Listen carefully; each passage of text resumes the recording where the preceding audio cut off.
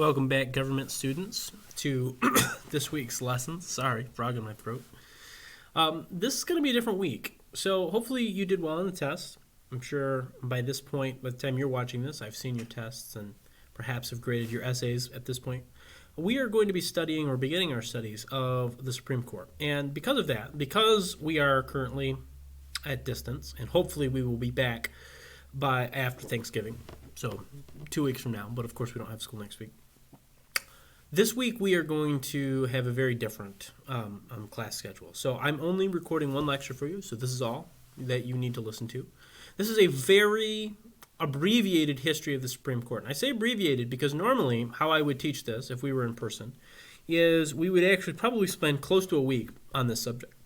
And we would teach through, and we would deal with some of the most important court cases in Supreme Court history. And we would talk about the court cases in detail, and we'd really dig into them, talk about some hypotheticals, think through the legal process that was going on in that case. And the problematic thing for us is that is very difficult to do in not only a pre-recorded setting, but even in a Zoom setting. It's just not as good. So we are going to save our case discussion till when we can be back together in person. I think you'll enjoy that. Really some fascinating court cases that occurred throughout American history that we can dig into. So today, I hope you'll excuse me by just summarizing some of the most important cases in American history. I will deal with a few that are so critically and crucially important that we literally cannot move on past them without discussing them shortly. But there's a lot of important court cases that I would like to dig into that we will have to wait until we are back together in person. So just keep that in mind as you watch this. Your quizzes this week will reflect the fact that we only had one lecture. They will be more in-depth, block off perhaps a little bit more time to work on them because you will have to dig into some of the most important cases in American history. And you'll have to put your lawyer caps on and think through these things. And hopefully you find it interesting. I think American law is fascinating and totally worth your time to think about. So just be aware of that you'll probably need to spend a little bit more time on the two quizzes this week because we only have one lecture talking about this stuff. So with all of that said, without further ado, let's talk about the history of the Supreme Court. Now, you, of course, are now constitutional experts. You have read the Constitution twice at least, probably 3 times total based on our assignments. And you will hopefully remember that the Supreme Court does not have a lot of information in the Constitution. In fact, really there's only one thing that is clear about the Supreme Court from the Constitution, and that is this, that it was designed to be the court of last appeals. Now, the court of last appeals is a legal term that basically means that the Supreme Court is the final stopping point for any legal question or legal discussion. Meaning that if the Supreme Court makes a decision, the only body that can overrule a Supreme Court decision is the Supreme Court itself. Congress can't overrule them. The president can't overrule them. That is part of the balance of powers in the United States. But really, that's the only thing that's super clear from the writing of the Constitution. Now, the Founding Fathers that wrote the Constitution had a few more things to say about the Supreme Court. And the early Supreme Court was intended to be a circuit rider, or a circuit riding court. And you're probably familiar with the concept of circuit riders from, say, preaching, revival preaching, where a preacher would ride around to a set series of locations and he would give messages. Well, circuit riding judges are similar. They would ride to towns. They would set up in the town hall or the largest available building, and they would hear court cases. And specifically in the case of the Supreme Court judges would actually sit with local judges and hear cases. So that was intended. Clearly, the Supreme Court does not do that today. Finally, we do know from the writings of the Founding Fathers that they intended for Supreme Court appointments to be lifelong appointments, although the first 10 years of the court saw the most resignations in court history. So while the founders seem to intend for justices to have their jobs for their entire lives, many of the early justices did not do this because, again, the court was kind of an odd institution at first, certainly for the first 20 or so years of its existence. The exact manner and nature of the Supreme Court was not clear. So the founders' intentions are a little muddy. We'll just put that politely and say a little muddy. And it's not entirely clear what they wanted. Even the number of justices is not defined in the Constitution. In fact, the initial court only had 5 justices. And of course, today the court has 9. And as we will talk about, for FDR and perhaps the incoming Joe Biden administration, perhaps there could be more. That discussion has been had, although I think anytime that discussion is had in politically hot situations where the country is very divided, it doesn't usually do anything good for us. But perhaps there should be more justices. That discussion could be had. The Constitution does not lay it out clearly.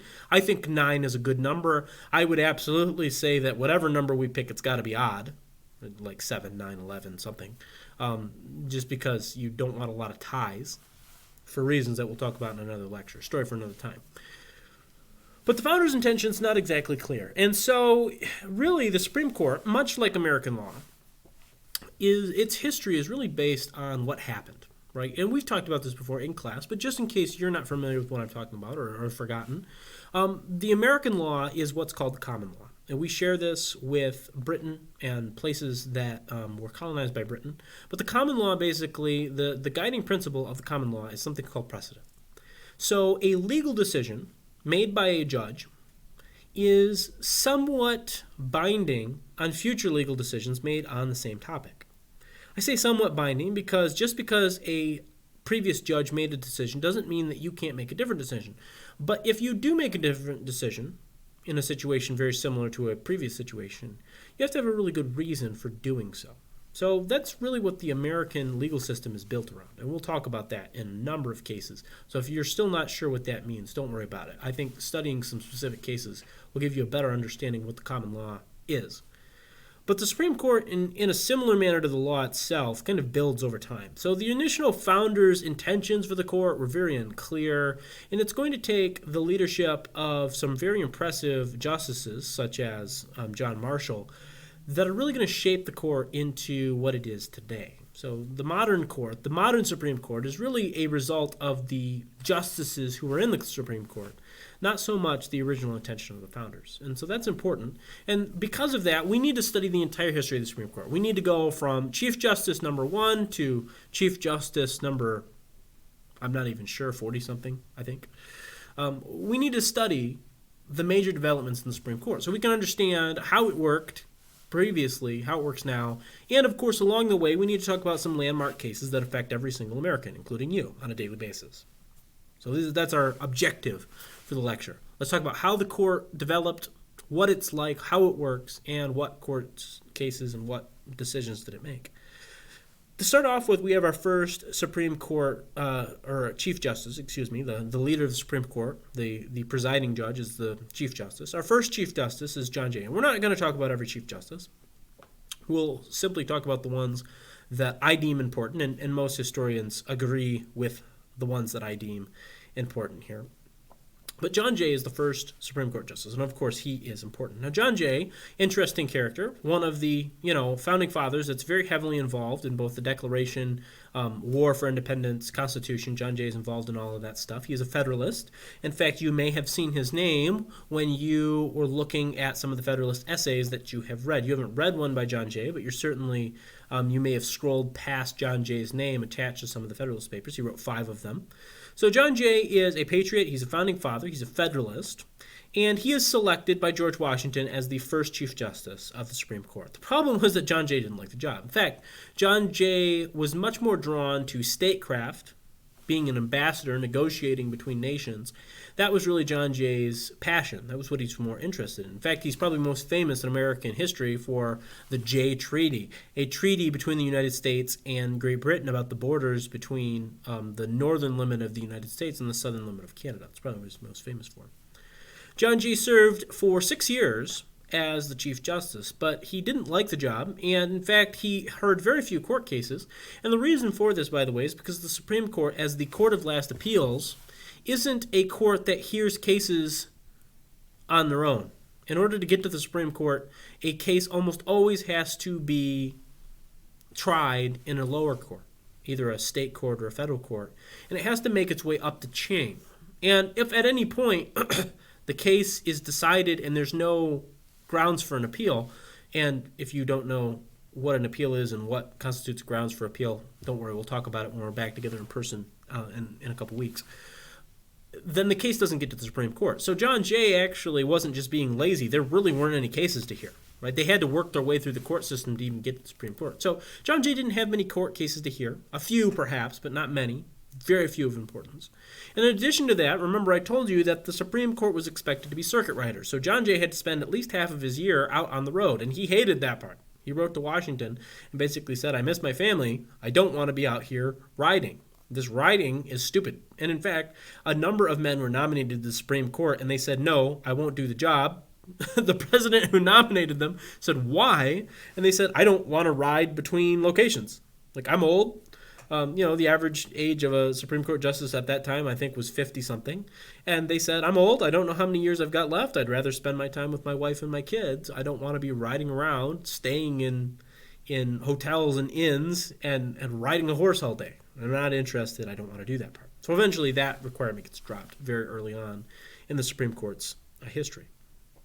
Now, the court was primarily, at the beginning, under John Jay, was primarily involved in controversies that, or court cases, that couldn't be decided by a state court. So things that occurred out at sea. The Supreme Court might eventually hear a case related to that.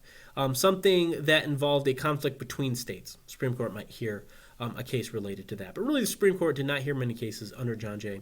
The one important case that John Jay did oversee was the Chisholm versus Georgia. Chisholm was the executor of an estate of a man that had sold the state of Georgia supplies during the American Revolution. And Georgia had not paid this man for whatever reason, and this man lived in South Carolina. And so when the man died, Chisholm, the executor of the estate, the guy responsible for making sure the man's will was taken care of, sued the state of Georgia, saying that you have not paid this man, I think something like $70,000, which, remember, because of inflation, that's big money. And so he sued, and he went to federal court, and Georgia didn't show up. Georgia's attorney general sent a letter saying, we don't have any obligation to show up when sued by a citizen of another state, hence we're not showing up. And the federal judge said, okay, and awarded the $70,000 to Chisholm. And Georgia just refused to pay. And they said, nope, we're not going to do it. And eventually this case makes its way to the Supreme Court. The Supreme Court, in a 4-1 decision, says, yeah, Georgia, you have to show up, and since you didn't, you have to pay. And Georgia, in response to this, actually says any person attempting to make us pay has violated Georgia law, and the punishment for violating that Georgia law is being hanged. So if anybody tries to make us pay, we will hang the person who does so. Ooh, tense. And Georgia, in fact, begins talking to the other states, and they begin negotiating and saying, we need to cut the Supreme Court out of power. They've overstepped their bounds by making us show up to court. How dare they? And eventually, Georgia gets enough support that the 11th Amendment is written. And the 11th Amendment basically says that the United States has no jurisdiction when it comes to a citizen suing a state he is not a resident in. So if you don't live in Georgia, you can't sue Georgia. Unless, of course, Georgia consents to be sued. And who in their right mind would consent to be sued, right? I mean, if you had that option, you wouldn't consent to be sued. Like, oh yes, you crashed your car into my car. Do you consent to let me sue you for $1 million? No, I'm not going to do that, right? So the 11th Amendment effectively pulled the teeth out of the Supreme Court. And really, had it not been for a absolutely brilliant choice of Chief Justice by John Adams, probably unbeknownst to John Adams, I don't think he knew how lucky he got, the Supreme Court really may not have had much of a role at all in American history. But the man that not replaced John Jay, but was really going to lead the court after John Jay, was John Marshall. Now, John Marshall was appointed at the very end of John Adams' presidency. In fact, he was appointed in 1800, I think the month of October specifically, before the election of 1800, where Thomas Jefferson won. And John Marshall was installed. He was a staunch Federalist, which was the party of John Adams, as opposed to the Democratic Republicans, the party of Thomas Jefferson. And John Marshall was determined to make the Supreme Court into not only a serious entity, but an entity that had real impressive power. In fact, a relevant quote from John Marshall is this: "It is emphatically the province and duty of the judicial department to say what the law is." Now you, if you think about that phrase, might go, duh. Right? It's almost like a not an oxymoron, but it's like a statement so dumb that it doesn't need to be said, right? Of course, it's the judicial department's job to say what the law is. But actually, when John Marshall said this, not everyone agreed on this. Many people thought that the legislator's job was to say what the law is. They were the ones that wrote the law. It was their job to say what it meant. John Marshall disagreed. He said the judges, the judicial department, it's our job to say what the law is. So once the law is written by the legislators, it's our job to interpret what the law means. And it's also our job to check that that law lines up with what exists as law. And at the end of the day, the Constitution trumps all other laws. So if you, a legislator, write a bill that conflicts with the Constitution, your new law is invalid. It's unconstitutional. It gets thrown out, or at least some section of it gets thrown out, depending on the law. That's complicated. We'll talk about how that works at a later date. So John Marshall believes this. And the problem facing John Marshall is, how does he create a Supreme Court that actually fulfills this role? Because the Jay Court did not, the Chief Justices after John Jay did not do this. So how do you create a court that plays this role? And John Marshall has an opportunity to do this in an incredibly controversial case called Marbury versus Madison. And Marbury versus Madison is a case so fundamental to American law we have to talk about it. So what had happened is, after the November 1800 election, John Adams realized that he was not going to be president come March. That's when the inauguration was back then. So between November and March, John Adams was what's called a lame duck president. The key, though, is that John Adams was still the president, and that both the Senate and the House of Representatives was actually still controlled by Federalists. They had lost the election, but they still had power. And so the Congress, the senators and the representatives, got together, and they created a bunch of new judge positions, judicial positions.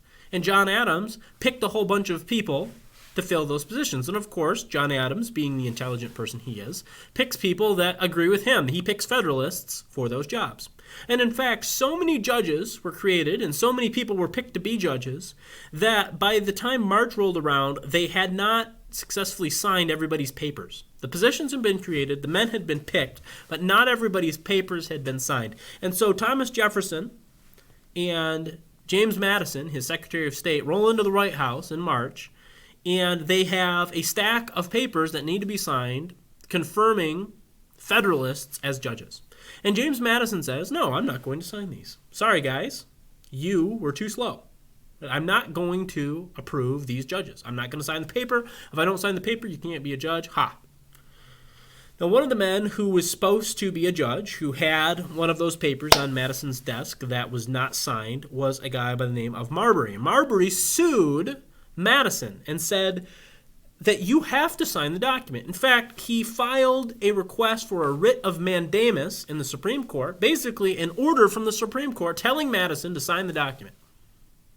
If Madison won't sign it, then he gets kicked out of office, thrown in jail. That's what Marbury wants. And of course, Madison's not going to do it. So the Supreme Court now has a case where it has the opportunity to force the Secretary of State, who works for the president, to do something.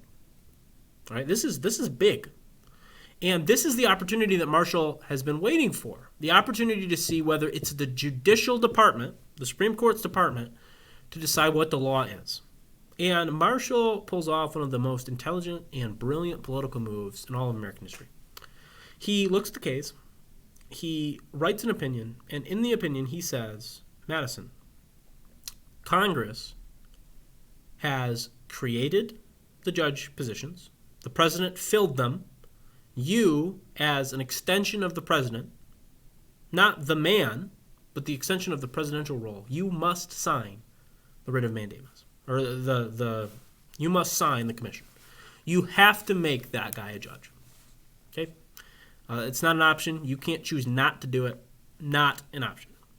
But before Jefferson and Madison got hurt and tried to come after Marshall, Marshall said this. Or at least that's what I would rule if this case had been filed correctly. Marbury, you sued Madison in the Supreme Court. You can't do that. You have to start in the lower court, and it has to then be appealed up to the Supreme Court. So effectively what Marshall has done is this. Let me break it down for you. What Marshall has done is he has established that I have the power to tell the president what to do. I have that power. I can tell James Madison, the Secretary of State, who works for the president, that he has to do something. I can do that. But I'm also saying that I am not making him do it right now. Right? That's the brilliance. So Marshall has established that I can do this, but I'm not going to do this because the appeal was not filed correctly. And by doing so, what Marshall has done is he's kind of protected himself from both sides. Because Jefferson can't argue that Marshall doesn't have that power without then arguing that the case actually should have been heard by the Supreme Court, right? So he's kind of protected himself from both sides. And the Federalists might be upset, but Marshall can point to the fact that, hey, I ruled that I could overturn the president. Well, you don't have anything to be upset about. You didn't fill out the paperwork right. There's nothing I can do about that, right? So he's kind of protected from both sides. And effectively what John Marshall has done is he has established, first and foremost, that he is fair at the end of the day. And that's the key.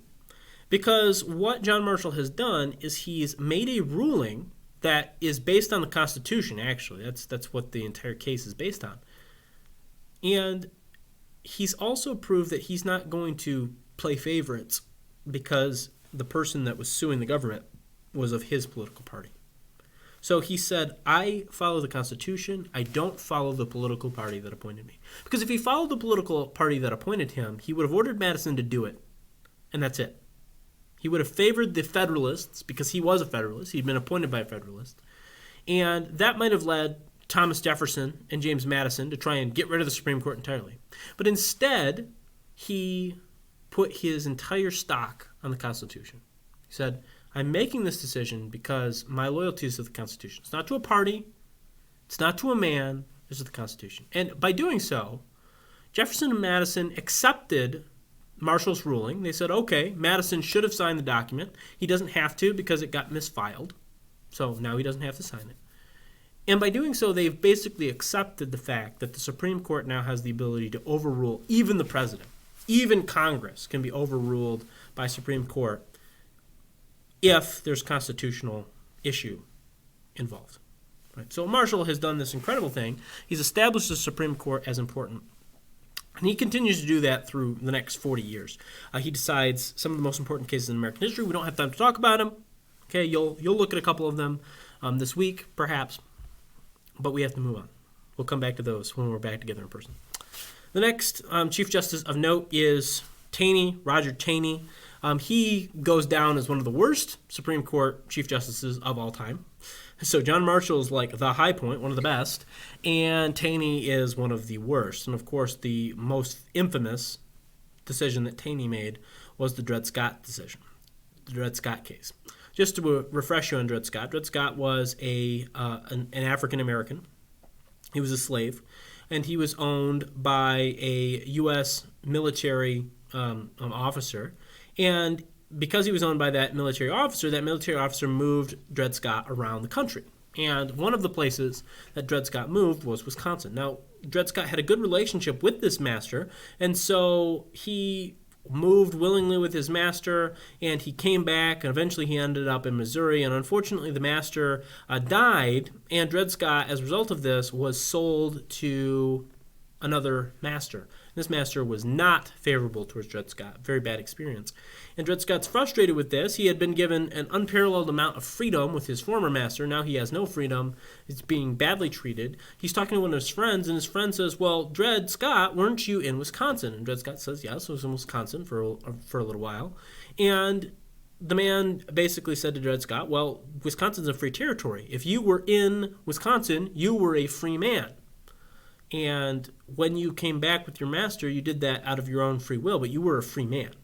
And you are a free man now. And so Dred Scott actually sues his master, and eventually this case makes it all the way to the Supreme Court. Happily for Dred Scott at first, he actually is granted his freedom. The Missouri Supreme Court says, yeah, actually, by United States law, Dred Scott was a free man when he went to Wisconsin. And the fact that he came back with his master was nice, but it doesn't invalidate the fact that he's free. So Dred Scott actually goes free. He's a free man.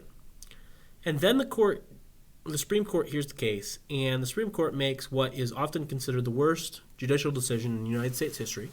They decide in the Dred Scott decision of 1857 that not only is Dred Scott not free, but the reason he's not free is because African Americans, or really anybody with black skin, in the United States cannot be citizens. And because they cannot be citizens, at no point do they get the benefits of being a citizen.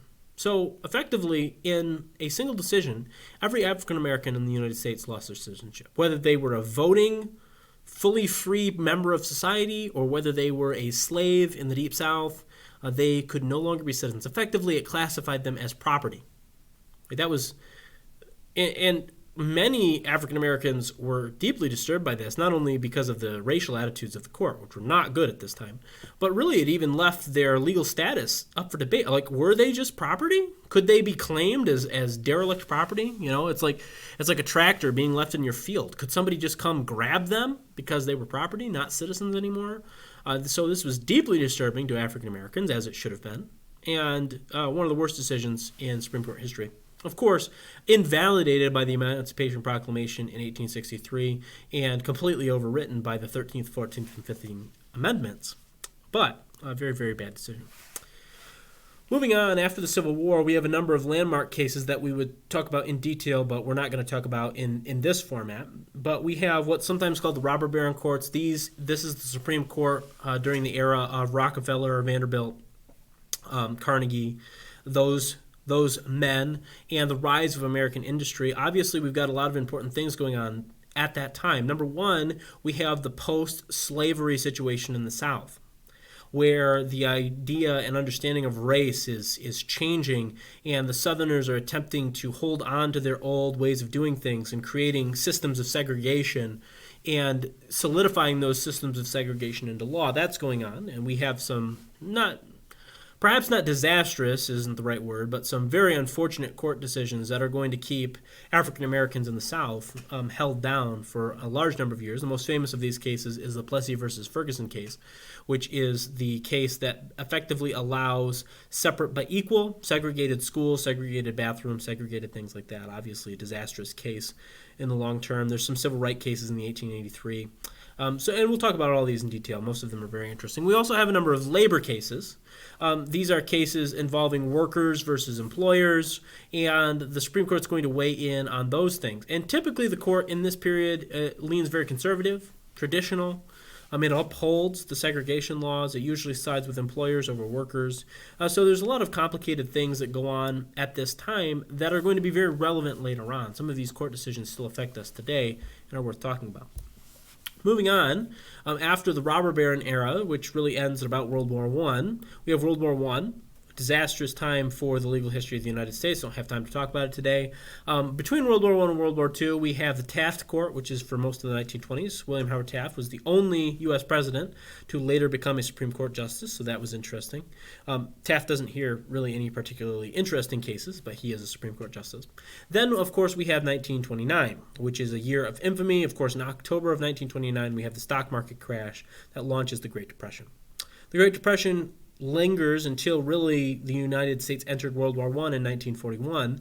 And in 1933, President Herbert Hoover loses to Franklin Delano Roosevelt. Franklin Delano Roosevelt ushered in an incredibly progressive and liberal period in United States political history. And since he came in with a massive majority in both the House and the Senate, he was able to enact a number of new laws. And these laws taken together are oftentimes called the New Deal, which was an attempt by the government to reinvigorate the American economy. And in some ways it succeeded, in other ways it did not succeed. It was really experimental in many ways.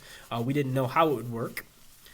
But the court during the 1930s was highly conservative, and FDR and the court got into a significant conflict starting in 1935 between the group of men known as the Four Horsemen and the New Deal.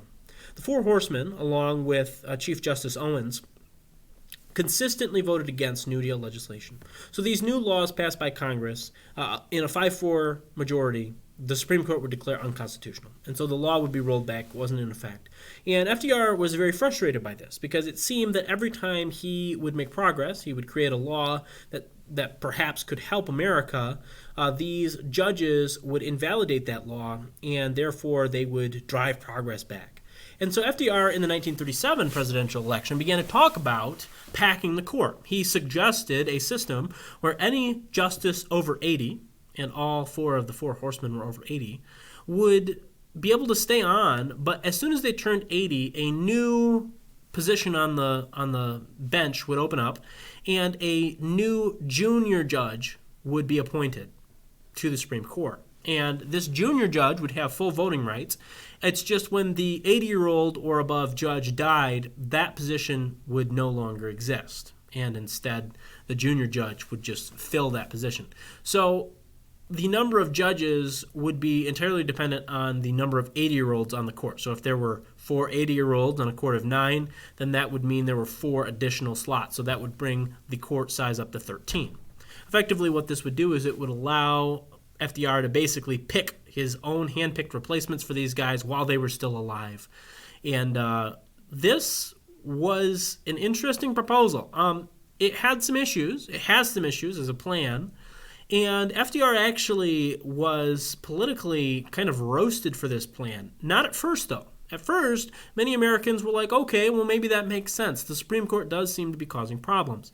The problem for FDR was this, that after the 1937 election, where FDR began talking about this, Chief Justice Owens looked at the election results, and the Democrats had actually increased their majorities in Congress. And Owens decided that if the American people were voting for the Democrats, then the American people must agree with Congress about these laws. And if the American people wanted these laws, then who was he to stand in the way? And so Owens begins voting the opposite way. And so suddenly New Deal legislation begins to pass 5-4. The problem is FDR doesn't stop talking about court packing. And so now the American people are getting nervous. FDR seems to want to get his own picks, despite the fact that he's winning in court. Well, the only reason that you would want your own picks is because you were planning to pass even more controversial legislation, and you basically just wanted to pass it no matter what. And so people actually in the 1939 midterm election, actually the Democrats lost big because they were afraid that FDR was going to act like a dictator and add Supreme Court justices. And after 1939, FDR doesn't talk about packing the Supreme Court anymore. It had actually done damage to him in the long run because he didn't stop talking about it. If he'd stopped talking about it in 1937, it probably wouldn't have mattered.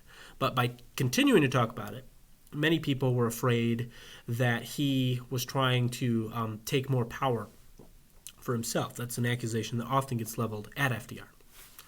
Now, moving on, we need to talk about Earl Warren and the Warren Court, which is probably the most controversial period of Supreme Court history, certainly from a conservative viewpoint. And I'm going to try not to put my own personal bias on this too much. When we talk about these cases in person, perhaps more of my bias will come out. The Warren Court has, in my opinion, the distinction of deciding some of the most important and well thought out cases in American history. And the chief example of that is Brown v. Board of Education, which ends school segregation, or begins the process of ending school segregation. But it also oversees a number of decisions that erode the civil liberties of the United States and vastly expand the powers of the federal government. And so the Warren Court is highly controversial. Liberals tend to really like the Warren Court. Conservatives tend to not like the Warren Court. And I wish we had time to talk about it. The Brown versus Board of Education case is, of course, the most important case of the entire era. It kicks off what we might call the Civil Rights era, which lasts until the late 1960s, early 1970s, really. As far as legal decisions, of course, some of the ramifications of the Civil Rights Movement are certainly still going on today. We have a number of personal liberty laws that are discussed, including things like Miranda versus Arizona, where your Miranda rights, those Fifth Amendment rights that we've talked about several times in class, come from. So that's the Warren Court. Warren was a Republican governor of California. Many people expected him to be very conservative. That's why Eisenhower appointed him. And it turns out that Warren was not conservative. He was, in fact, a liberal, unknowns to many when it came to the law. And the Warren Court, through the combination of Warren and actually men appointed primarily by FDR, because the Four Horsemen had all died during World War II and were replaced by FDR anyway, after all that whining about court packing. And the Warren Court voted very socially liberal in a number of cases. And that, in fact, continued into Warren's successor, Burger, The Burger Court, of course, decides the Roe v. Wade case in 1973, and you are familiar with the Roe v. Wade case. We will dig into that in detail, and many conservatives consider that to be the most controversial court case of all time, and I would tend to agree with them. Very, very controversial. People disagree strongly on Roe v. Wade, but whatever way you feel about it, it certainly has impacted America and American life ever since. The Burger Court also deals with the United States versus Nixon. Obviously, the Nixon controversy about the tapes is one of the most important trial events in U.S. history. We'll talk about that in detail and a few other cases as well. Finally, the last two Supreme Court Chief Justices have been conservatives, starting with Rehnquist in the 1980s and followed by Chief Justice Roberts currently. And this has actually marked a swing of the court back to the conservative right. So in the 1950s, we have a swing to the left by the court, a number of liberal facing progressive decisions made in the 1950s, 60s, and 70s. In the 1980s, we have a shift back to the right. And of course, today, many liberals have forgotten a time when the court was actually considered a liberal institution. Today, it is considered the bastion of conservatism. I mean, everything that liberals want to do, the Supreme Court seems to shut down, at least if you listen to the mainstream media about it. So that's something that occurs in the 1980s, 1990s, 2000s. From a controversy point of view, there have not been a large number of controversial cases in the Supreme Court in the last 40 years.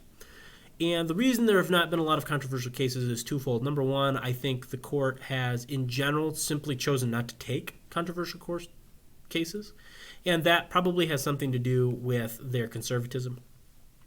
But number two, it also has a lot to do with the fact that we don't fully understand what is controversial, right? There is this story or this statement about history that I'll tell you what's history in 20 years. Meaning that really until time has passed, it's hard to tell what matters and what doesn't matter. For example, a case that many people considered significant but probably wouldn't be worth learning about for the average history student would be the Bush-Gore Supreme Court decision of 2000, in which the Supreme Court ordered the state of Florida to stop a recount that may have actually switched the presidency, that may have led to Al Gore winning the presidency over George Bush in 2000.